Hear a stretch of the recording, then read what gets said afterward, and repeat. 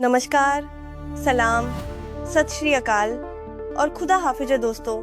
हम बड़ी मोहब्बत और नीयत से आपके लिए इतना बेहतरीन एंटरटेनमेंट, सस्पेंस, ड्रामेटिक, रोमांस भरा कंटेंट लेकर आते हैं। फिर भी आप में से बहुत से लोग सिर्फ वीडियो देखकर खामोशी से चले जाते हैं। ना कोई कमेंट, न ही कोई फीडबैक। क्या हमसे कोई खता हो रही है? कोई चूक हो गई हो तो बताइए ना। आपके अल्फाज, आपकी राय हमारे लिए बेहद अहम है। बिल्कुल दुरुस्त फरमाया जारा ने।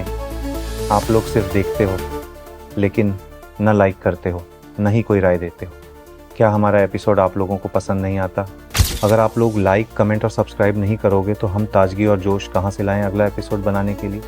मुझे यकीन है कि आप समझदारी से काम लोगे और आइंदा हर एपिसोड पर कम से कम 10-10 हज़ार लाइक और कमेंट्स तो बनते हैं, है ना जारा? क्या ख्याल है? बिल्कुल आमिर, आपने सच्ची बात कह दी। अगर किसी को कोई गुर्बत या परेशानी है तो हमें बताना चाहिए कमेंट में या हमारे व्हाट्सएप ग्रुप में जो हमने खास आपके लिए शेयर किया है। लेकिन अफसोस, आप लोग न ग्रुप ज्वाइन करते हो, न चैनल सब्सक्राइब, न वीडियो पर दिल से लाइक करते हो, न कोई तासुरात देते हो। भाई, हमें कैसे पता चलेगा कि आप लोगों को हमारी मेहनत पसंद आ रही है या नहीं? देखिए, ये सिलसिला यूं ही नहीं चलेगा। अब फौरन इस वीडियो को लाइक कीजिए, अपना कमेंट छोड़िए और चैनल को सब्सक्राइब करना न भूलिए। अब मैं चलती हूँ, लेकिन याद रखिए, आप सब हमारे इन वेब सीरीज परिवार का हिस्सा बन चुके हैं। दुआओं में याद रखिएगा और अपना ख्याल।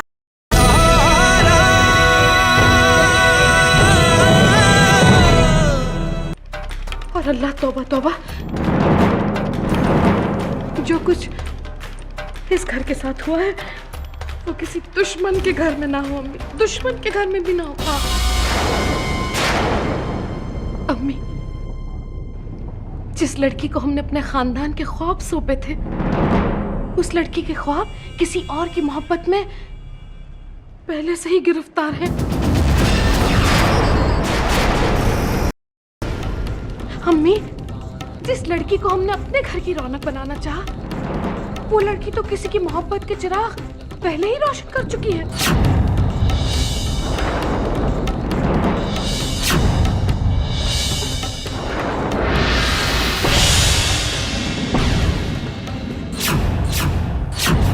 अम्मी, जिस लड़की को हमने समझा कि वो हमारे आमिर बेटे को मोहब्बत देगी, खुशियां देगी, अम्मी वो तो निकाह से पहले ही अपना दिल किसी और को दे चुकी है। अम्मी, क्या? हाँ भाभी, अब कुछ कहूंगी तो बुरा मान जाएंगी, लेकिन आपकी जो लाडली बहू है ना ज़ारा, उसकी जिंदगी में किसी और की मोहब्बत की खुशबू थी और वो महक उसकी जिंदगी में अब भी बसती है।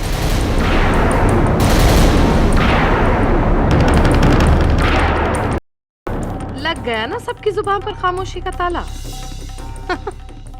अभी तो इब्तिदाए जंग है, आगे असली रंग है। मैं किसी की जुबान को इतना मौका नहीं दूंगी कि वो ज़ारा या ज़ीनत के हक में एक लफ्ज भी बोल सके, कसम खुदा की। गुल, यू आर टू गुड। ये हकीकत नहीं हो सकती। क्यों? हकीकत क्यों नहीं हो सकती? भाभी, एक बात याद रखिए, आप हकीकत के आफताब को झूठी तसल्ली के 100 पर्दों में भी आप बांध कर रखेंगी ना, तो उसकी रोशनी से जो दामन पर दाग लगा है उसे नहीं छुपा सकती आप। गुल, हो सकता है तुम्हें कोई गलतफहमी हुई हो। अपने कानों से सुनिए अम्मी, खुदा गवाह है मेरा कि मैंने अपने कानों से ये बात सुनी जो ज़ारा की अम्मी ज़ारा से कह रही थी फोन पर। क्या सुना तुम? सुनना चाहती हैं? हाँ ठीक है, तो आप सब सुनिए कि उसकी अम्मी ने क्या कहा।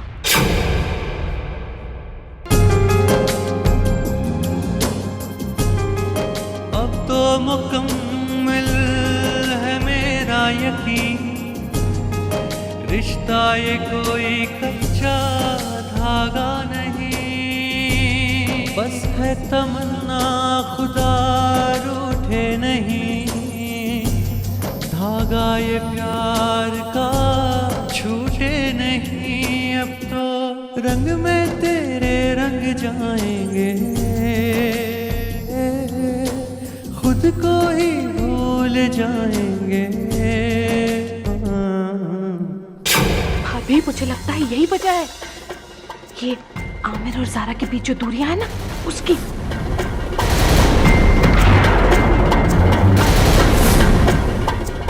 यही वजह है कि आमिर जारा से इतनी बेरुखी से बात करता है, क्योंकि हो सकता है अम्मी आमिर को इसके मुताल्लिक सब कुछ पता चल गया हो और वो समझ गया है कि जारा अपने बीते हुए कल में जी रही है।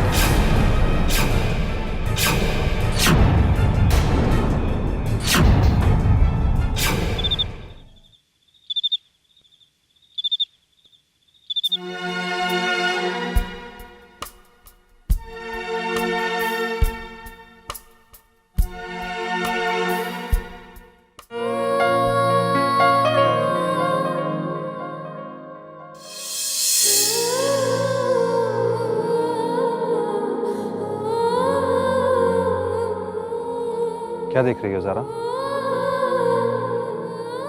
नानी कहा करती थी कि जब चांद पूरा हो जाता है तो एक बूढ़ी औरत वहां जाकर चरखा चलाती है। नहीं, मेरी दादी कहती हैं कि वहाँ गुब्बारे वाला जाकर गुब्बारे बेचता है। गलत कहती हैं आपकी दादी। भला कोई गुब्बारे वाला वहां कैसे पहुंच सकता है? अब सच और झूठ का फैसला कौन करे? आप नहीं ज़ारा, क्योंकि आपके फैसले दिल से जुड़े होते हैं। और आपके फैसले पर मुझे यकीन नहीं, बहुत दिल दुखाने वाले होते हैं। कुछ फैसले हम नहीं लेते, तकदीर सुना जाती है, हमें तो सिर्फ उन पर अमल करना होता है। याद है एक दिन आप ही ने कहा था कि इंसान वही होता है जो तकदीर के फैसले को बदलने की ताकत रखता है। कहना क्या चाहती हैं आप? बस इतना ही कि आपने अतीत में कुछ और सुना और मैंने कुछ और समझा। आज की हकीकत ये है कि चांद के साथ सिर्फ उसकी चांदनी है और कुछ भी नहीं। एक कड़वी बात कहूं आपसे अम्मी, चाहे जिंदगी में कुछ भी हो जाए, लेकिन कोई भी इंसान अपनी पहली मोहब्बत कभी भूल ही नहीं सकता। नामुमकिन बात है। खुदा खैर करे बेगम, ये हम क्या सुन रहे हैं? अरे भाई बेगम, हमें तो इस बात का जरा भी इल्म नहीं था कि आपको पहले भी किसी से इश्क हुआ था। देखिए, अगर ढंग से बात नहीं सुन सकते हैं तो अपने कानों में सरसों का तेल गरम करके डालिए। मैं अपनी बात नहीं कर रही थी, मैं जारा की बात कर रही थी। जारा? हाँ जारा। अरे मैं ऐसी बात अपने सीने में कैसे दफन कर लेती, वो राज जिसके खुलने से हमारे खानदान की रुसवाई हो जाती।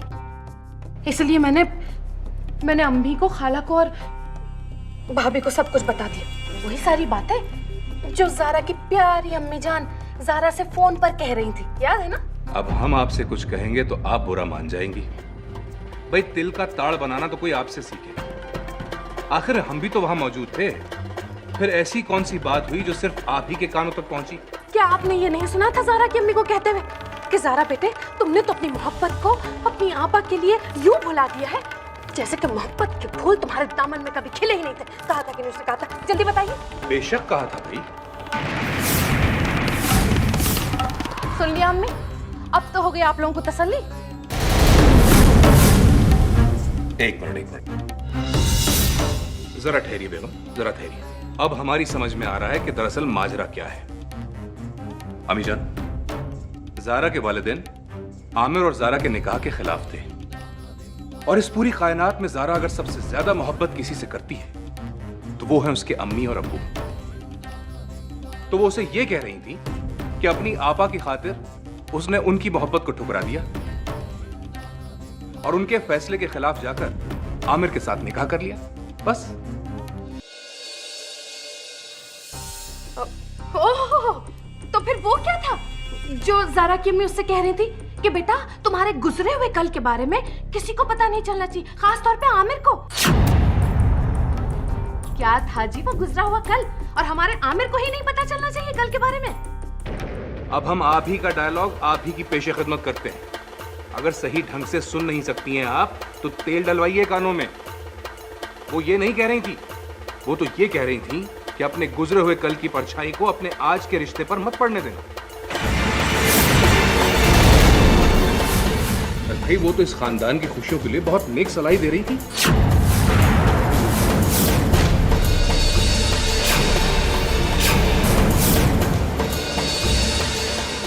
बेगम साहिबा, बात की गहराई को जरा समझा कीजिए, वरना कहीं ऐसा ना हो कि आपकी गलतफहमी की वजह से न सिर्फ ज़ारा और आमिर की बल्कि इस पूरे घर की खुशियां हमेशा हमेशा के लिए छिन जाएं। लेकिन गुल, एक बात का ख्याल रखना, आज के बाद किसी के बारे में कुछ भी कहने से पहले एक बार सोच लेना। कहीं ऐसा ना हो तुम्हारी ये ना समझी हमारी इस जन्नत के लिए जिंदगी भर का दर्द बन जाए। गुल, तुमने ऐसा सोचा भी कैसे? ज़ारा हमारा गुरूर है। अव्वल तो ऐसी कोई बात है ही नहीं। हमें ज़ारा पर पूरा भरोसा है। अगर ऐसी कोई बात होती तो सबसे पहले जीना से कहती। छोड़ दो बेटा, छोड़ दो ये आग लगाना, क्योंकि जो आग के साथ खेलते हैं वो खुद अपना दामन जला बैठते हैं।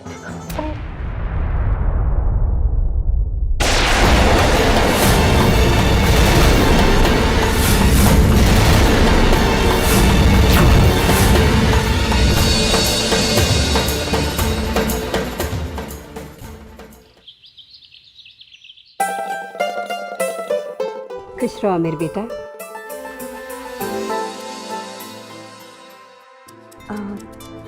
ये कौन? ताई जी, ये ज़ारा है। ज़ारा? ज़ारा जीनत की छोटी बहन और मेरी दूसरी बीवी।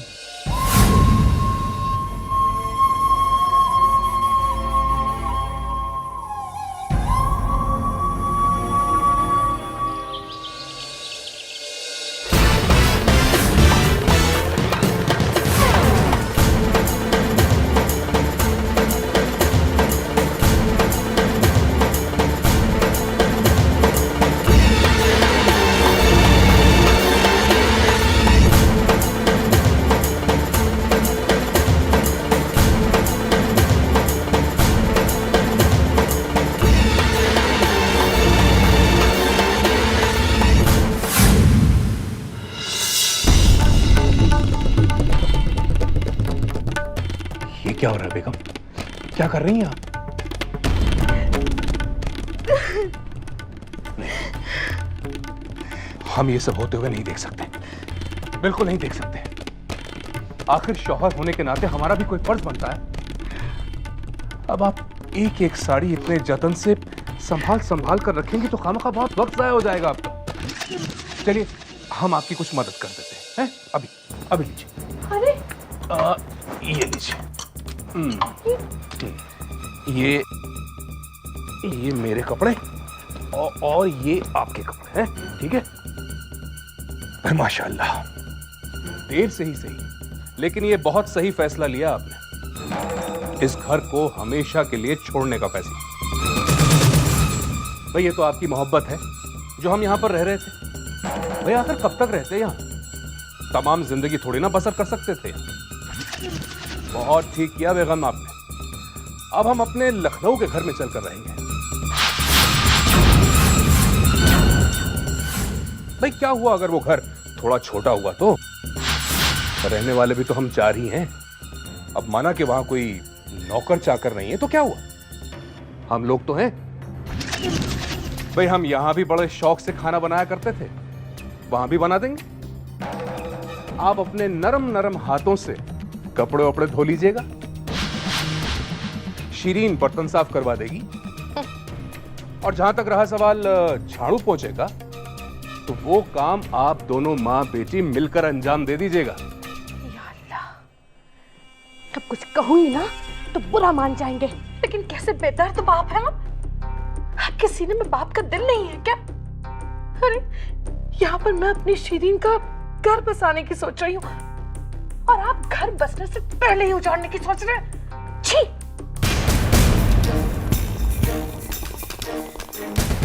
हाँ,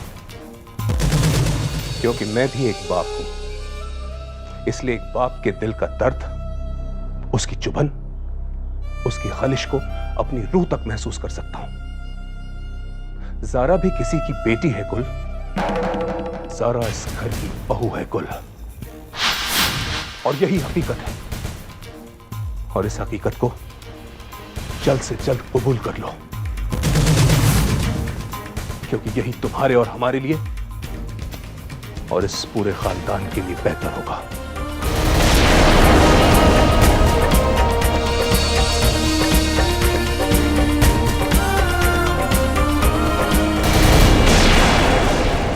वक्त आज जारा पर मेहरबानी की बारिश कर रहा है, और इस बारिश में जो बेजुबान थे वो भी भीग गए। उनकी भी जुबान मेरे सामने चलने लगी। मगर कोई बात नहीं, मैंने भी कोई कच्ची गोलियां नहीं खेली हैं। शिकार की गर्दन कब, कैसे और कहां दबोचनी है, ये मुझे अच्छी तरह से आता है। खैर मनाओ जारा, खैर मनाओ।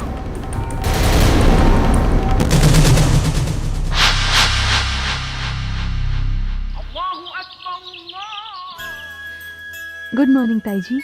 अरे आओ आओ, गुड मॉर्निंग। आपको हमारी वजह से बहुत तकलीफ हो रही होगी।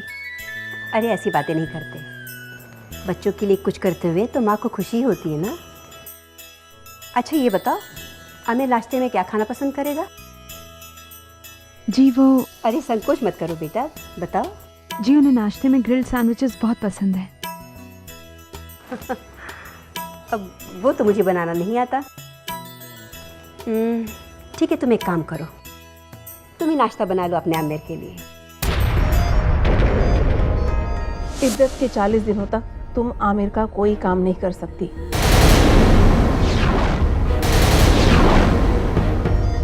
ताई जी आज घर के सारे नौकर नहीं दिखाई दे रहे। आपको सारा किचन का काम खुद ही करना पड़ रहा है। क्या वो सब लोग छुट्टी पर गए हैं? बस छुट्टी ही समझ लो। वो क्या है ना, घाटी में आज के दिन एक मेला लगता है। बस घर के सब लोग वहीं गए हैं और सुबह से पहले कोई नहीं आने वाला। मेला? कैसा मेला ताई जी? बेटा ये मेला बहुत पवित्र है। दुनिया में प्यार करने वालों के नाम पे तो मेले लगते आए हैं, लेकिन ये मेला सबसे अलग है, क्योंकि ये किसी प्रेमी और प्रेमिका की प्यार की याद में नहीं, बल्कि पति और पत्नी की अमर प्रेम की याद में हर साल लगता है। कौन थे वो लोग ताई जी? रहनुमा बेगम। बेटा ये सिर्फ नाम नहीं है, बल्कि प्यार और त्याग की जीती जागती मिसाल है, जो अपने पति की जिंदगी की खातिर अपने खुदा से भी लड़ गई और कुदरत को भी उसके जिद के आगे झुकना पड़ा।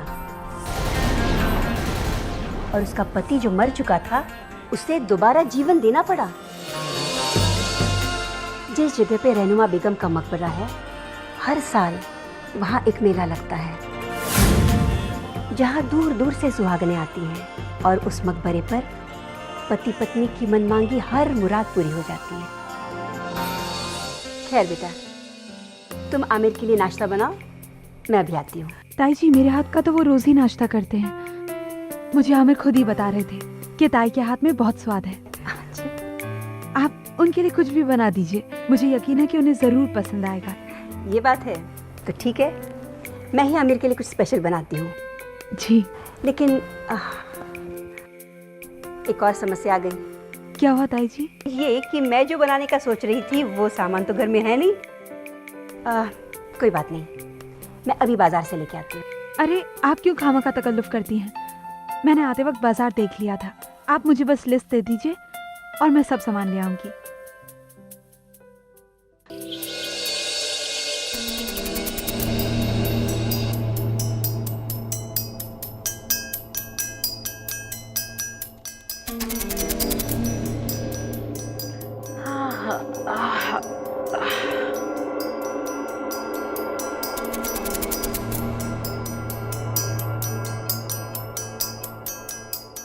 मॉम, पहली बार आपके चेहरे पर ऐसी शिकस्त देख रही हूँ। शिरीन मेरी बच्ची, तो ये मत देख कि किसके चेहरे पर शिकस्त का धुआं है। ये भी मत देख कि किसके चेहरे पर मुस्कुराहट की रोशनी है। तो इसका मतलब ये है मॉम कि जारा की पहली मोहब्बत के नाम का पासा जो हमारे हाथ लगा है, उसे हम पूरी तरह से बिना खेले ही रख देंगे? या अल्लाह, तू बिल्कुल अपने बाप पर गई है शिरीन। तू समझ नहीं रही है शिरीन। बेटा, इस वक्त मैं कुछ भी अपनी जबान से बात कहूंगी ना, तो इस घर के लोग उस बात पर यकीन अब कर रहे हैं और ना ही बाद में करेंगे। इस वक्त फिलहाल गुल को जरूरत है, गुल को तलाश है मोहब्बत के अफसाने के उस सबूत की जिसके वजन से मैं अब की बार अपनी जबान खोलूंगी। और रही बात इस पासे की, तो शिरीन, मैं ऐसा खेल खेलूंगी, ऐसा खेल खेलूंगी कि सब देखते रह जाएंगे। एक आइडिया है, क्यों ना हम ज़ारा के कमरे में जाकर तलाश करें? शिरीन बेटा, अल्लाह ताला ने तुझे दिमाग दिया है या भुज भर दिया है तेरे दिमाग में? चुप कर। तूने क्या ज़ारा को अपने जैसा बेवकूफ समझा है जो पेट्रोल और माचिस साथ में रखेगी? हाँ, वो इतनी बेवकूफ नहीं है कि वो कहेगी कि आओ आओ आओ शिरीन, मेरे कमरे की अलमारी खोल लो और सारे सबूत निकाल लो और कर दो मेरे कल को बेपर्दा। Stupid girl। तो अब क्या होगा मॉम? क्या हमें सबूत नहीं मिलेंगे? सबूत मिलेगा, इंशाअल्लाह जरूर मिलेगा। एक बात याद रखना शिरीन, दुनिया में ऐसी कोई चीज नहीं है जिसके पीछे गुल पड़ जाए और वो गुल की नजरों से बच जाए। कोई चीज नहीं ऐसी। हमें सबूत जरूर मिलेगा, लेकिन यहां नहीं, ज़ारा के घर में, ज़ारा के कमरे में। है मुश्किल, लेकिन हमें उस सबूत तक वहां पहुंचना ही होगा। बस बेटा, एक मौका, सिर्फ एक मौका। यहां मिला मौका, वहां ज़ारा का टाटा, बाय बाय, अल्लाह हाफिज।